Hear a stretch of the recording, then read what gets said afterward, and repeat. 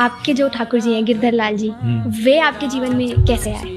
ठाकुर जी को अब जिस पर कृपा करनी होती है, मैं नाथद्वार स्थान है श्रीनाथ जी राजस्थान में, वहाँ दर्शन के लिए गया था 2019 में।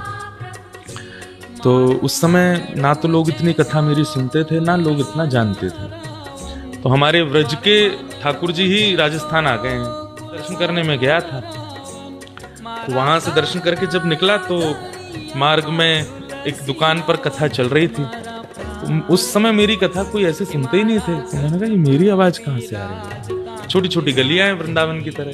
तो एक दुकान से आवाज आई तो मैं वहां पहुंच गया। तो वो मूर्तिकार थे, ठाकुर जी का स्वरूप बनाते। तो जैसे ही मैं पहुंचा तो मेरी ओर देख करके बोले, आप तो यही व्यास जी हो ना जिनकी कथा चल रही है? मैंने कहा जी। मैंने कहा आप कथा सुनते हैं? बोले कि नहीं, मैं तो सबकी सुनता हूँ, तो रैंडमली आपकी चल रही है अभी, पर आपको मैं बहुत दिन से प्रतीक्षा कर रहा हूँ, मेरे से ज्यादा कोई और प्रतीक्षा कर रहे हैं। तो मैंने कहा कौन है? तो बोले आप बैठो।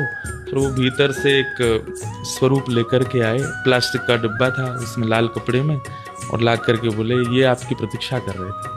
तो मैं खोल के देखा तो छोटे से श्रीनाथ जी, गिरधर लाल जी। उन्होंने कहा मैं तो श्रृंगार ही नहीं आता, मुझे सेवा नहीं आती, और ये मेरी प्रतीक्षा कर रहे थे, ऐसा मतलब? बोले आपकी जब पहली कथा 2015 में हुई तो पहले दिन ही मैं इनका स्वरूप बनाने बैठा था, और मुझे अमूमन एक स्वरूप पूर्ण रूपेण तैयार करने में 20 से 22 दिन लगते हैं, परंतु ये पहले ऐसे स्वरूप हैं जो 8 दिन में आपकी कथा सुन के तैयार हो गए। और मैं खुद आश्चर्य में था कि इतनी जल्दी ये स्वरूप बना कैसे। तो उस दिन जब ये स्वरूप बना तो फिर मैं आपको देख रहा था, आपकी कथा विश्राम हो रही थी, तो हमने कहा ये लाल जी तो इन्हीं के ही हैं, इनको मैं किसी को नहीं दूंगा। जब कभी भी, चाहे 10 साल बाद आए, ठाकुर जी अगर मेरी बात भी सत्य है कि आप इनके पास ही जाना चाहते हो तो इनको मेरी दुकान पर भेज देना। तो 2015 में तैयार हुए और 19 में मैं गया उनके यहाँ। तब तक उन्होंने वो संभाल के रखे, फिर वो मुझे प्रदान किए। आज तक उनकी सेवा चल रही है।